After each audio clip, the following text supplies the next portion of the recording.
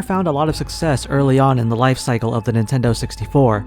They were also one of the only developers working with the Nintendo to release one commercial hit after another. They had proven the extent of their technical prowess on prior systems and were now leading the pack when it came to graphical innovations. Chris Stamper believed one project in particular would prove to showcase the company's years of experience gained from working on the Nintendo 64 that would serve as both a magnum opus and swan song for the console where they thrived for so long. It was planned to have many features no other developer had accomplished on the system, like sprawling landscapes and a compelling storyline spanning across time and space that featured characters with real-time facial expressions that would be fully voiced with lip syncing. The name for this project was Dinosaur Planet.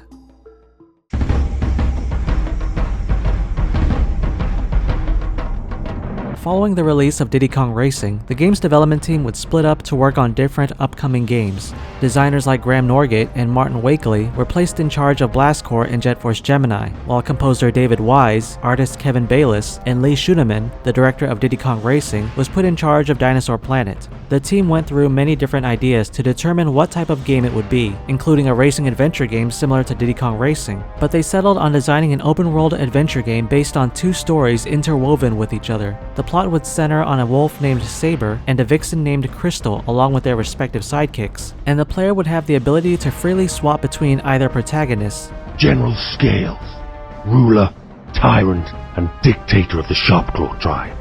And who might you be, animal girl? My name is Crystal, and I've come for the princess. You seem a long way from home. Crystal, I can't believe the wizard asked a girl to do his dirty work.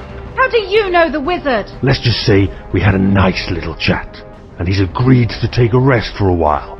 At least until I've taken over the planet. You coward, Scales! My mother will send an army against you! Ah yes, Princess Kite. Your mother.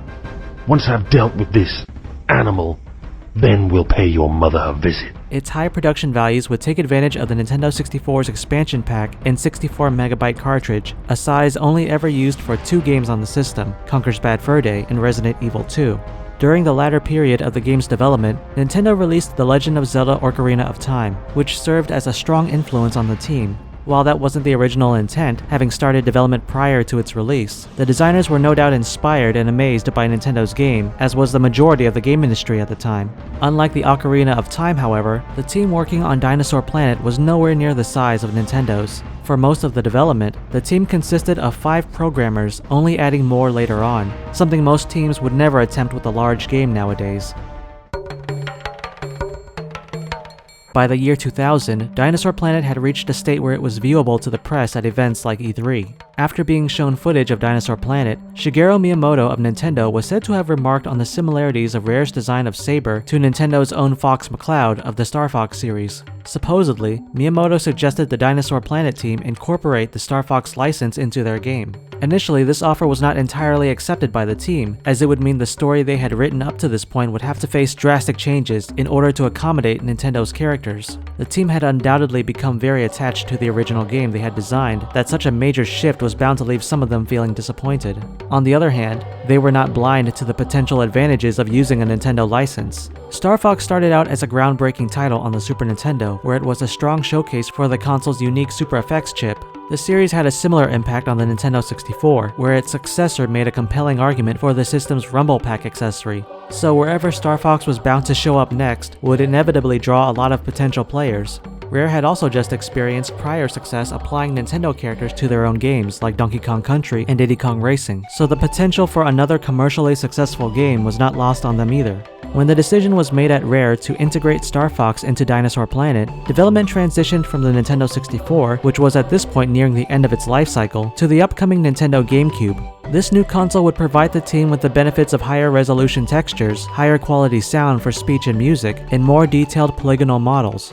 Back in 1994, Nintendo had acquired a large stake of the British developer that equaled to owning just under a majority of the company at 49%, but their relationship got stronger through years of trust and respect when developing games together. As the team began reworking Dinosaur Planet for the GameCube and integrating the Star Fox themes and characters into the game, they were met with little interference from Nintendo. In fact, the team was often invited to Nintendo's headquarters in Kyoto during development to discuss the game's progress and potential changes. In exchange, Star Fox creator Takaya Imamura came to stay at Rare Studio in Twycross to oversee development. With such a small number of staff on hand, the team eventually ran into a number of technical challenges. Their game was utilizing a fully streaming world on a console with a relatively small amount of memory. It became a struggle for this team to design a game that was both visually impressive while also having non-existent loading times, an issue not as prevalent when designing for a cartridge as with the Nintendo 64. The game's title was first changed to Star Fox Adventures Dinosaur Planet, but by the time of release in 2002, the subtitle was removed to have no reference to Rare's original project.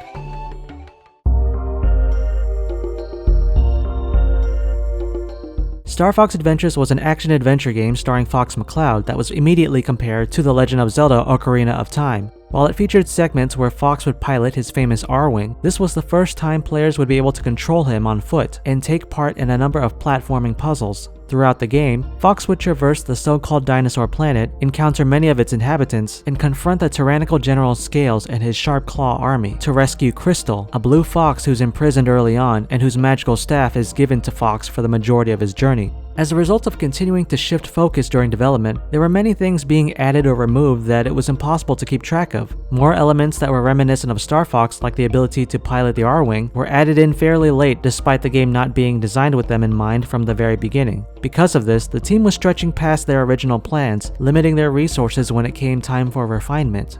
At first, many critics were favorable with the decision to feature Fox McCloud in a Zelda-inspired adventure game, as Star Fox Adventures gained many positive reviews and became one of the GameCube's early successes. But as time went on, players became more incredulous about the game's design choices. There were many who felt the game was unfinished, whether it be from its uninteresting storyline, repetitive gameplay sequences, to entire segments that were either too short or came off lacking in content. In hindsight, the problem with Star Fox Adventures wasn't that it was actually a bad game. In fact, there are undoubtedly many players who would say they enjoyed their time with it. From a technical standpoint, the developers pushed the GameCube hardware better than other games on the market, which is all the more impressive coming from a relatively inexperienced team of programmers. They clearly put a lot of hard work into the game for years and remain proud of it, especially given the amount of time and resources they had. The problem with Star Fox Adventures is that it became a game many players didn't want, and it continues to be perceived that way. While the game admittedly borrows a lot from Zelda, there was not enough there to help it stand out on its own. Few would argue that the final game is anywhere near as compelling as what was proposed with the original Dinosaur Planet. Taken as a Star Fox game, there's not enough here to satisfy those fans wanting more of what they previously enjoyed about the series. The game still sold well on the GameCube, though perhaps that's less of an indication of its quality, and more to the fact that the system's library of high-quality sellers were few and far between. To this day, Star Fox as a video game series has experienced a tumultuous history of becoming outsourced to different developers with mixed results. Ever since Adventures, Nintendo continued releasing more Star Fox games with a new twist when it came to the premise, whether it be doubling down on more action set pieces or changing up the main control scheme with undesirable results. Nintendo had only found success when it sought to harken back to the first two games in the series, and that's been the prevailing issue for a lot of fans. Star Fox continues to struggle when it comes to looking beyond its old glory days. Whether or not this is related to Nintendo never acknowledging Rare's unique departure on the series standards with Adventures remains to be seen, but the Star Fox games have since become perceived as a victim of Nintendo pushing for gimmicks and never wanting to leave good enough alone. Rare's games had started out strong on the Nintendo 64 with hits like Diddy Kong Racing, GoldenEye, and Banjo-Kazooie, but their sales and reception saw a sharp decline in the later years with Donkey Kong 64, Perfect Dark, and Conker's Bad Fur Day. They weren't all drops in quality, but rather they were each plagued with long, troubled development histories and relatively underwhelming sales. In the years that followed, more information has become known about Dinosaur Planet, including unused music tracks and early game footage, making Star Fox Adventures come off even more underwhelming to its detractors.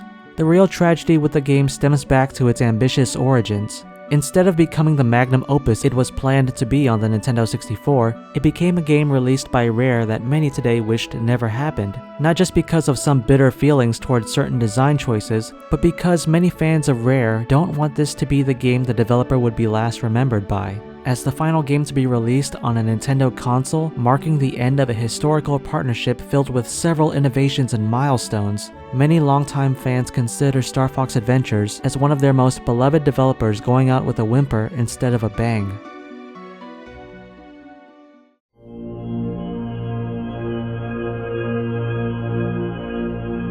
There were many things one can point to as being the cause of Star Fox Adventures coming off as underwhelming, but the one considered to be a big factor was a new development occurring behind the scenes with the British developer. As production continued on Star Fox Adventures, all the developers at Rare were visited by the Stamper brothers, who revealed to them discussions had begun regarding Microsoft being interested in buying the company. While the Star Fox team pushed forward to reach their deadlines and make such an acquisition possible, other parts of the company struggled for focus around that time because of all the uncertainty. When Rare made their previous transition between consoles and were forced to endure the technological leaps that included, they had the backing of Nintendo, but now they would be undergoing an even harsher transition that included a new video game publisher, a new video game console, and an unfamiliar audience. So the looming concern became, would they have the backing of Microsoft like they did with Nintendo going forward?